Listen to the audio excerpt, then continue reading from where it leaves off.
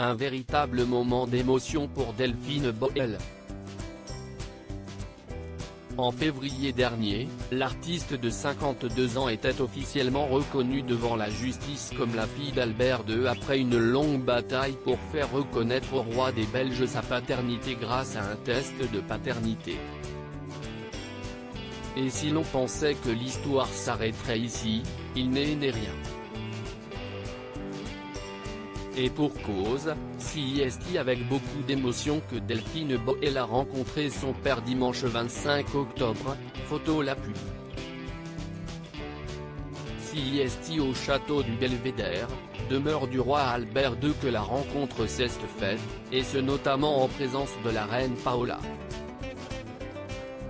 Après les tumultes, les blessures et la souffrance vient le temps du pardon, de la guérison et de la réconciliation, a ainsi déclaré le Palais Royal dans un communiqué relayé par Le Point, qui décrit cette rencontre comme un nouveau chapitre, qui s'est ouvert, empreint d'émotion, d'apaisement, de compréhension et, également, d'espoir.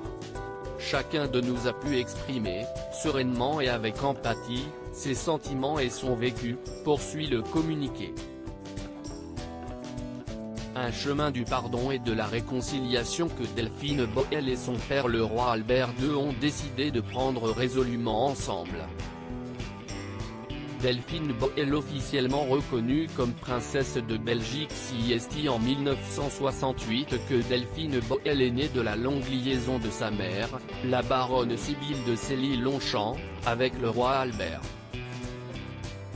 Si elle a longtemps été en contact avec son père jusqu'à son adolescence, celui-ci a finalement pris ses distances avec sa fille illégitime en 2001, lorsque son existence, jusque-là cachée, a été révélée au grand jour.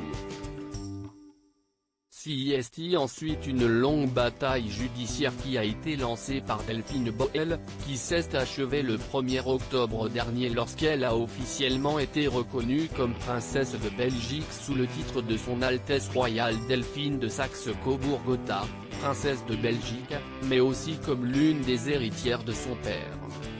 Un titre qu'elle va également pouvoir transmettre à ses deux enfants, Joséphine et Oscar, nés de son mariage avec Jim Howard, qui l'a soutenu dans ses démarches judiciaires.